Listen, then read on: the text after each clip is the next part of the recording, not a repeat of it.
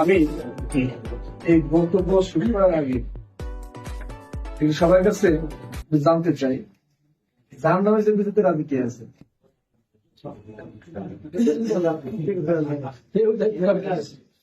জাহান্নামে যাইতে কেউ রাজি নাই?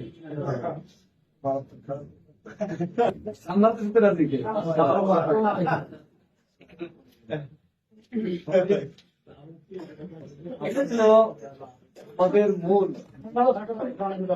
তাদের মূল আদিবাসী কোথায় ছিল? জান্নাতে না? আমাদের উৎপত্তি জান্নাত থেকে, আবার শেষ হবে কোথায়? মাঝখানে এই যে আমরা একটা সাময়িক কাটাতে আসছি, এই যে একটা পরীক্ষার ক্ষেত্রে আসছি, এই পরীক্ষার উপর নির্ভর করবে আসলে কি আমি মূল আদিবাসীর জায়গায় পৌঁছাতে পারবো, নাকি আল্লাহর সৃষ্টির শ্রেষ্ঠ মানে নিকৃষ্ট জায়গায় আমি পৌঁছাবো। আমাদের সবাই কিন্তু চাহিদা আমি জান্নাতে যাবো। একজন হিন্দু যে আল্লাহর সাথে শিরিক করে, ওর কেউ মারা গেলে কয় স্বর্গে চলে গেছে, একটাও নরকে যায় না। দেখা যাচ্ছে যে ঘুমের থেকে উঠেই সে মদ শুরু করে, ঘুমাইতে যাবে মদ খাওয়া শেষ মানে কেটে ঘুমাই, মরে গেছে খেয়েছে মদ, দাদা স্বর্গে গেছে। ওর একটাও কিন্তু নরকে যায় না, সব স্বর্গে যায়। খ্রিস্টানদের কাছে যান, ওরাও সব স্বর্গে চলে যায়। ইহুদি বৌদ্ধদের কাছে যান, ওরাও সব স্বর্গে চলে যায়। এই যে সারা বিশ্বব্যাপী ইহুদিরা যেভাবে মুসলমানদেরকে মারতেছে, আমি মনে করলাম যে আমাদের যারা বয়স তাদেরকে মারতেছে একটা রিজন আছে, বুঝলাম। ছোট ছোট বাচ্চাদেরকে কোন অপরাধে মারতেছে? আল্লাহ কোরআনে বলছে বিয়াই জামিন প্রতিবাদ, কোন অপরাধে তাদেরকে হত্যা করা হচ্ছে? যদি ওইটাও ধরি তাহলে তারা জাহান্নামে যাবে। কি হবে না? বিনার কারণে যদি কোনো বাচ্চাকে একটা মানুষকে মারা হয়, তারাও কিন্তু স্বপ্ন দেখেন যে আমরা জান্নাত যাবো। কিন্তু আমরা মুসলমানরা স্বপ্ন দেখি যে আমি জান্নাতে যাব, কিন্তু তার এগেনস্টে আরেকটা কথা মানতে হয় যে জান্নাতে যাওয়ার কাজগুলো করে জান্নাতে যেতে হবে। জান্নাতে যাওয়ার কাজ মানে কাজ করেই জান্নাতে যেতে হবে। আল্লাহ রাব্বুল আলামিন আমাদেরকে পৃথিবীতে পাঠাইছে কি জন্য? আমি প্রায় জায়গায় যত জায়গায় বক্তব্য দিই, সেই বক্তব্যের জায়গায় করে আমি এমন ভাবে বলি যে এমন কিছু মানুষকে দেখি আমি যে মনে হয় পৃথিবীতে ওকে শুধু পৃথিবী করার জন্য আল্লাহ রাব্বুল আলামিন পৃথিবীতে পাঠাইছেন, দুনিয়া করার জন্য পৃথিবীতে ওকে পাঠাইছে, অন্য কোনো কাজের জন্য পাঠানো হয়নি। কিন্তু আল্লাহ রাব্বুল আলামিন বলছেন ওয়া মা খালাকতুল জিন্না ওয়াল ইনসা ইল্লা লিয়াবুদুন, যে আমি মানব এবং জিন জাতিকে একমাত্র তার ইবাদতের উদ্দেশ্যেই সৃষ্টি করেছি। এই ইবাদতের উদ্দেশ্যে সৃষ্টি করার কারণ কি? আল্লাযী খালাকাল মাউতা ওয়াল হায়াতা লিয়াবলুয়াকুম আইয়ুকুম আহসানু আমালা, যে তার যে মৃত্যু এবং জীবন, অর্থাৎ মায়ের গর্ভ থেকে পৃথিবীতে আসা, পৃথিবীতে শেষ নিঃশ্বাস ত্যাগ করে আবার কবরে চলে যায়, পরবর্তী জীবনে চলে যাওয়া, এই যে সময়টা কর্মক্ষেত্রের ভিতরে সবচেয়ে যে কর্মের দিক দিয়ে যে উত্তম, আল্লাহ রাব্বুল আলামিন সেটা দেখে তাকে একটা ফায়সালা দিতে চাই। তাহলে আজকে আমরা যারা আছি, আমরা যদি নিজে চিন্তা করি যে আসলে আমি কর্মক্ষেত্রে উত্তম কিনা।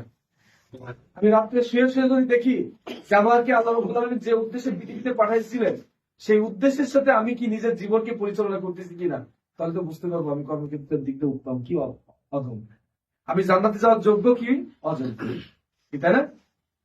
প্রিয় উপস্থিতি, আবার যে প্রধান অতিথি বক্তব্য দিয়ে গেছেন যে জিহাদ ফি সাবিলিল্লাহ করার জন্য আল্লাহ রাব্বুল আলামিন যে প্রতিদান দিবেন, সেটা হচ্ছে প্রথমত হচ্ছে কিয়ামতের কঠিন আযাব থেকে তাকে নাজাত দিবেন, তাকে কি করবেন? জান্নাত দাখিল করবেন, এবং দুনিয়া এবং আখিরাতে উভয় জায়গাতেই তাকে সফলতা দান করবেন। আর অন্য কোন আমল নাই যে আমলের জন্য আল্লাহ রাব্বুল আলামিন এত সুন্দর করে ঘোষণা দিয়ে দিয়েছেন। কিন্তু অন্য সকল আমল হচ্ছে এই আমলের একটা সম্পৃক্ত একটা অংশ। এই আমল করলাম কিন্তু অন্য কোনো আমল করলাম না। আমি জিহাদের সাথে আমি বিশাল সেনাবাহিনীর ভূমিকা পালন করলাম, আমি নামাজ পড়লাম না। আমি জেহাদের ময়দানে বিশাল ভূমিকা পালন করলাম, আমার জীবনের কোনো পরিবর্তন নাই, মিথ্যা কথা বললাম, আমি খারাপ পথে চললাম, কিন্তু আমি জিহাদের ময়দানে হঠাৎ করে যে আছে যে যদি ডাক আসে আমি যাই শহীদ হয়ে যাবো। সারা জীবন আকাম কুকাম করেছি, হঠাৎ করে ডাক আসছে, জিহাদের ময়দানে গেছি, ভুলভাল করে গুলি আসছে, কিন্তু এসে আমার মুখে লাগছে, আমি মারা গেছি, ভাই আমি শহীদ চলে যাচ্ছে। আসলে আজকে সারা বাংলাদেশ না, সারা বিশ্বে একটা পরিবর্তনের ছোঁয়া দিচ্ছে, তাই না? কিছুদিন আগে সিরিয়া জালিম মুক্ত হয়েছে, তার কিছুদিন আগে আমাদের বাংলাদেশ জালিম মুক্ত হয়েছে, তার কিছুদিন আগে আফগানিস্তান ইসলামী স্টেট কায়েম হয়েছে। এইভাবে কিন্তু প্রত্যেকটা জায়গায় ইসলামের একটা সমহান আদর্শ প্রতিষ্ঠা হচ্ছে। আর এই প্রতিষ্ঠা করার জন্য কিন্তু পৃথিবীতে আমাকে আপনাকে সবাই কিন্তু আল্লাহ রাব্বুল আলামিন পাঠাইছিলেন। আর আকিমুদ্দিন, দিনকে কায়েম করো, সূরা সূরা 13 নম্বর আয়াতে বলা। আর প্রথম যে আয়াতটা বলছি ওয়াল্লাযী আরসালা রাসূলাহু বিল হুদা ওয়া দিনিল হক লিইয়ুযহিরাহু আলা দ্বীনি কুল্লিহি ওয়ালাউ কারিহাল মুশরিকুন। হে নবী, আমি আপনাকে একটি হেদায়েত দিয়ে পৃথিবীতে প্রেরণ করেছি, একটা জীবন ব্যবস্থা দিয়েছি, যে জীবন ব্যবস্থাকে অন্য সকল জীবন ব্যবস্থা, অন্য সকল মতাদর্শ, অন্য সকল দলের উপরে যেন আপনি জীবন ব্যবস্থাকে কি করতে পারেন, বিজয় অর্জন করাইতে পারেন। আর এই বিজয় অর্জন করাতে গেলে আপনি যখন রাস্তায় নামবেন তখন কাফির, মুশরিক, বাতিল যারা সবাই আপনাকে বাধা দেবে। তার মানে কি, যারা দিন প্রতিষ্ঠার কাজে আছে তাদেরকে যদি কেউ বাধাগ্রস্ত করে, তাদের বিপক্ষে যদি কেউ এসে দাঁড়ায়, তাদের বিপক্ষে যদি কেউ কথা বলে, কোরআনের দৃষ্টিতে সে যতই কলেমা পড়া মুসলিম হোক না কেন, সে যতই মসজিদে যাওয়া নামাজি মুসলমান হোক না কেন, সে যতই কোরআন হাদিসের দাওয়াতীদের কাজ করা মুসলমান হোক না কেন, সে কিন্তু একজন কাফির অথবা মুশরিক হিসেবেই আল্লাহ রাব্বুল আলামিনের দরবারে। আমরা কি সেটা করতে চাই? আমরা সেটা চাই না। আল্লাহ রাব্বুল আলামিন আপনাদেরকে একটা সুযোগ দিয়েছেন এই দিন প্রতিষ্ঠা করার জন্য। আল্লাহ রাব্বুল আলামিন আপনাদেরকে একটা সুযোগ দিয়েছেন। এই সুযোগটা কেমন? এই 15 বছর বা 16 বছর জালেমদের দ্বারা বাংলাদেশের 18 কোটি মানুষকে নিষ্পেষিত করে রাখছিল। ইসলামের সঠিক কথা বলতে পারেনি। যারা সঠিক কথা বলতে গেছে তাদেরকে হয় জেলে, নয় আয়না ঘরে, নয় দেশের থেকে বাইর করে দিছে, কাউকে ফাঁসির মঞ্চে নিয়ে গেছে। এমন একটা পর্যায়ে আল্লাহ রাব্বুল আলামিন বাংলাদেশের মানুষকে স্বাধীন করে দিছে। যদি এই অবস্থা চলতে থাকতো, আমার দৃঢ় বিশ্বাস, আমি বিশ্বাস করে বলতে পারি, আগামী দিন হয়তো বা সূর্য ওঠার সাথে সাথে আমার আপনার ধুতি পাঞ্জাবি বলে মুসলমানের পরিচয় দিয়ে রাখতো। কারণ আমার সামনে ভারতীয় উপমহাদেশের শিক্ষা আছে। এই ভারতীয় উপমহাদেশের জমি ছিল কিন্তু মুসলমানের জমি। আজকে হিন্দুদের উপরে আমরা কথা বলতে পারি না, আজকে খ্রিস্টানদের উপরে কথা বলতে পারি না, আজকে ইহুদিরা আমাদেরকে দখল করে নিচ্ছে, আজকে ইহুদিদের কথা বলতে আমরা চলতেছি। আল্লাহ রাব্বুল আলামিন সেই অবস্থা থেকে কিন্তু আমাদেরকে একটু আজাদ করে একটা পরিবর্তনের সুযোগ করে দিচ্ছে। এই পরিবর্তনের সুযোগে যদি আমি আপনি পরিবর্তন না হতে পারি, আমার জীবনকে যদি পরিবর্তন না করতে পারি, আমার পরিবারকে যদি পরিবর্তন না করতে পারি, আমার সমাজকে যদি পরিবর্তন না করতে পারি, সর্বশেষ আমার রাষ্ট্রকে যদি পরিবর্তন না করতে পারি, তাহলে হয়তোবা আল্লাহ রাব্বুল আলামিন আবার এমন একটা জালিম সরকার আমাদের করে দিবে যে এর থেকে বেশি জুলুম আমাদের উপরে করবে। 15 বছর লাগবে না, হয়তো 2-3 বছর ভিতরে আমার আপনার ধুতি পাঞ্জাবি পরে উলুলু দিয়ে রাখতে পারে। আমাদের কয়েকটা পূর্বের জাতিরা কিন্তু মুসলিম ছিল না। এইভাবে কিন্তু দিনের দাওয়াত দিতে দিতে দিতে একটা পর্যায়ে আমাদের মুসলমান আমরা আসছি। আবার হয়তো যদি আমরা এই কাজটাকে আঞ্জাম দিয়ে না রাখতে পারি, যদি দিন কায়েমের কাজটাকে যদি আঞ্জাম না দিয়ে রাখতে পারি, তাহলে হয়তো আমাদের এইখান থেকে আবার ব্যাক করে আবার হিন্দুয়ানি সভ্যতায় চলে যেতে হবে। এই তো আমাদের শিক্ষা ব্যবস্থা তো এইভাবে শিক্ষা দিচ্ছিল। এমনকি মাদ্রাসা শিক্ষা ব্যবস্থার মধ্যে আল্লাহ আর দেবতা এক করে দিছে। কি দিছে না? গণেশের ছবি দিছে না? হ্যাঁ, এমন বলছে না যে যদি কোনো দেবতার নামে যদি পশু জবাই করা তাহলে সেটা খাওয়া জায়েজ আছে, অথচ সেটা তো শিরক। সেটাও আমাদের সন্তানদেরকে শেখানো হচ্ছিল। এই তো আমাদের পরবর্তী জেনারেশনটাই এই শিক্ষা দিয়েই তারা মুসলমান থাকতো না। ভারতীয় উপমহাদেশে যখন মুসলমানদেরকে নিয়ন্ত্রণ করতে পারছিল না, তখন ব্রিটিশরা চিন্তা করলো যে আমরা সারা বিশ্ব দখল করতে পারলাম, কিন্তু ভারতীয় এই অঞ্চলগুলো আমরা দখল করতে পারিনি। কেন? ডব্লিউ হান্টার নামে একজন ব্যক্তিকে এই ভারতীয় উপমহাদেশে পাঠানো হয়েছিল। তিনি একজন বিশেষজ্ঞ ছিলেন এবং একজন মন্ত্রী ছিলেন। যাও ভারতীয় উপমহাদেশে যাও, যে দেখো কেন আমরা সেখানে ক্ষমতা অর্জন করতে পারতেছি না। এসে দেখলো যে এইখানের মুসলমানরা হচ্ছে কোরআন এবং হাদিস নিয়েই তাদের জীবনকে পরিচালনা করে, বিদায় সকল কিছু থেকে তাদেরকে মুক্ত, সকল অপরাধ থেকে তারা মুক্ত, যার কারণে ওরাদেরকে আমরা কি করতে পারি না, দমাইতে পারতেছি না। এর পাশাপাশি উনি গবেষণা করলেন যে কি এমন একটা কাজ যদি আমরা করতে পারি তাহলে এদেরকে আমরা দমাই দিতে পারবো। তিনি দেখলেন নারী আর মদ যদি ঢুকাই দেওয়া যেতে পারে, আর অপসংস্কৃতি যদি ঢুকাই দেওয়া যেতে পারে, এরা তো ইসলামী সংস্কৃতি নিয়ে পড়ে আছে, ইসলামী সংস্কৃতিতে যদি নাচ গান বাজনা এসব যদি ঢুকাই দেওয়া যেতে পারে, তাহলে এদের ইমান ধ্বংস হয়ে যাবে। ইমান ধ্বংস হয়ে গেলে এদেরকে আমরা সহজেই ক্ষমতায় আনতে পারবো। তখন তিনি একটা বই লিখছিলেন, দ্য ইন্ডিয়ান মুসলিম। উনি বলছেন যে আমরা এমন একটা জাতি পরিণত করবো এই ভারতীয় উপমহাদেশদেরকে, দেখতে মুসলিম কিন্তু কাজ করবে এটা হবে ইহুদি। আজকে দেখেন, আমার যদি বিয়ে হয়, আমার বোনের যদি বিয়ে হয়, বা আমার সন্তানের যদি বিয়ে হয়, ধুমতারেক্কা নামাজ দিয়ে বিয়ে হয় না। আজকে ব্যাপকভাবে মুসলমানদের ধ্বংস করে দিচ্ছে। আজকে তাবলীগ জামাতে কি হলো? একজন আরেকজনকে হত্যা করলো। একটা মুসলিম সম্প্রদায়ের ভিতরে তারা যে কি করলো, চারজনকে হত্যা করে দিল, অসংখ্য মানুষের বাড়ি পুড়ায় দিল, এটা কিসের আলাম? এটা ওই ইহুদিদের কালচার আমরা সঙ্গে ধসি বিদায় আজকে মুসলমানকে ধ্বংস করে দিচ্ছে।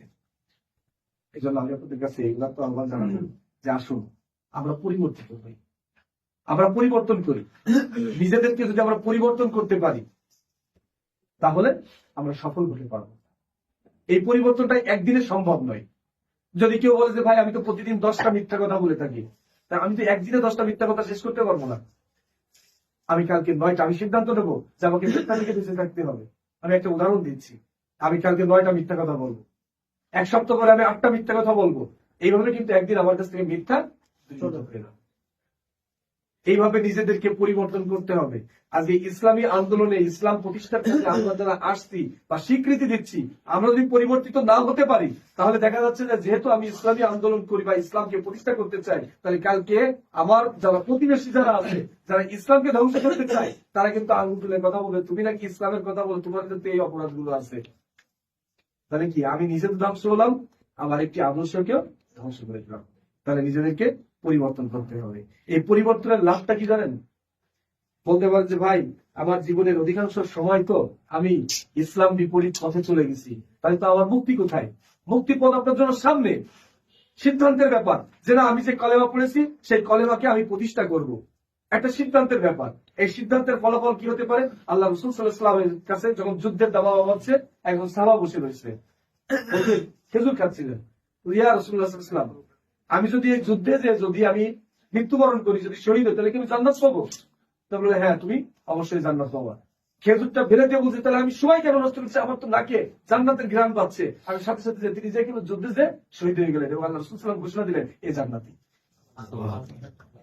একজন ইহুদি সে আল্লাহ রাসূল সাল্লাল্লাহু আলাইহি ওয়াসাল্লামের কাছে বসে আছে, যুদ্ধের দাওয়া হচ্ছে, বলছে ইয়া রাসূলুল্লাহ আমি যদি এখন থেকে যুদ্ধ করতে শহীদ হই আমি কি জান্নাতে যাবো?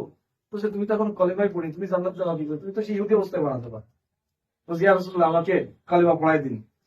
কালেমা পড়লো, যুদ্ধে গেল, সাথে সাথে শহীদ হয়ে গেল। আল্লাহ রাসূল সাল্লাল্লাহু আলাইহি ওয়াসাল্লাম বললেন একজন জান্নাতি।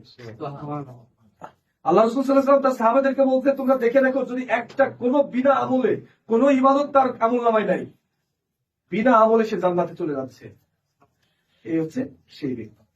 তাহলে আপনাদেরকে আল্লাহ সেই সুযোগটা দিয়েছে, জীবনে যা কিছু আমরা করেছি না কেন, যত অন্যায় অপকর্ম করেছি না কেন, ইসলামের বিপক্ষে যত চলছি না কেন, আমি যত অন্যায় কাজ করেছি না, আমি নেশা করেছি, আমি মানুষকে জুলুম করেছি, যা কিছু করেছি না কেন, এখনই শুধুমাত্র একটা সিদ্ধান্ত নেন যে না আমার পরিবর্তন করতে হবে, আমার নিজেকে পরিবর্তন করব, এই পরিবর্তনটা আমি রাষ্ট্রপতি পরিবর্তন করবো। এই পরিবর্তন আমার সিদ্ধান্ত এমন হবে যে আমাকে যেহেতু রাষ্ট্রীয় ইসলাম প্রতিষ্ঠা করতে হবে, একটা ওয়ার্ড কাউন্সিলর আমি ইসলামী আন্দোলনের একজন কর্মীকে বানাবো, একজন মেয়র আমি ইসলামী আন্দোলনের একজন কর্মীকে বানাবো, একজন এমপি আমি একজন ইসলামী আন্দোলনের কর্মীকে বানাবো। আমার রাষ্ট্রপতি দেখতে চাই, আমার প্রধানমন্ত্রীকে দেখতে চাই যিনি ইসলাম প্রতিষ্ঠা করার জন্য দিন রাত খেদমত করে যাচ্ছে, আমি এমন একটি ব্যক্তিকে আমি রাষ্ট্রপতি বা প্রধানমন্ত্রী বানাতে চাই। যদি এই সিদ্ধান্ত যদি আমরা নিতে পারি ইনশাআল্লাহ আমরা ব্যক্তিগত জীবন থেকে যেমন সুরক্ষিত থাকবো, ব্যক্তিগত জীবন থেকে যেমন জান্নাতে যাওয়ার স্বপ্ন দেখবো। প্রথমে জিজ্ঞেস করলাম জান্নাতে কে জাহান্নামে কে কে যেতে চাই? কেউ যেতে চাইনি। জান্নাতে কে কে যেতে চাই? সবাই আমরা হাত তুলেছি। যদি আমি আমার ব্যক্তি জীবনকে পরিবর্তন করে জান্নাতে যাওয়ার স্বপ্ন দেখতে পারি, দেন আমার জন্য জান্নাত সম্ভব। আদারওয়াইজ এই পরিবর্তন না হলে জান্নাতে যাওয়া সম্ভব হবে না। সেই জন্য আমি আপনাদের কাছে উদারত আহ্বান দেখিয়ে আমার বক্তব্য শেষ করছি যে আসুন বাংলাদেশে একমাত্র জামাত ইসলামী দিন প্রতিষ্ঠার কাজের জন্য নিজেদেরকে কি করছেন? উৎসর্গ করেছেন। এই উৎসর্গ আমাকে আপনাকে সবাইকে নিয়েই যদি আমরা সামনে অগ্রসর হতে পারি তাহলে একটি ইসলামী হুকুমত কায়েম হবে, আর এই ইসলামী হুকুমতের ছত্রছায়ায় আমাদের জান্নাত অবস্থান করবে ইনশাআল্লাহ। তাহলে আমরা কি সবাই এই জান্নাতের পথে কি হাঁটতে পারবো ইনশাআল্লাহ? অনেক প্রাণে দিয়ে ইনশাআল্লাহ। নাকি এই বক্তব্য শুনলাম আরেক পাশে বের করে দিলাম? আমরা যখন রসায়ন বিজ্ঞানের ক্লাস করতাম, স্যার হচ্ছে বক্তব্য পড়াইতো, আমরা ঠিক মতো একটা দিকে খেলেন রসায়ন বিজ্ঞানের ক্লাস করতাম, তো আমরা খেয়াল করতাম না তো স্যার পড়া শেষে ক্লাস শেষে যখন জিজ্ঞেস করতে হয় বলো কি হয়েছে, স্যার বলতে পারি না, তা উনি বলতেন যে শুনে আল্লাহ বলে আল্লাহ বলে যায়, শুনে আল্লাহ শুনে যায়, শেষ। এই সিদ্ধান্ত আমাদেরকে ভাবে সিদ্ধান্ত নিতে হবে এবং মনে করতে হবে যে না এই যে আল্লাহ রাসূল সাল্লাল্লাহু আলাইহি ওয়াসাল্লামের দুইটা হাদিস বললাম যে আমি এখন জান্নাতের স্বপ্ন দেখছি, তাহলে আমাকে এখনই পরিবর্তন হতে হবে, এখনই আমাকে অগ্রসর হতে হবে, পিছনে সবকিছু ভুলে যেতে হবে, তওবা করতে হবে, যারা ইসলামের বিপক্ষে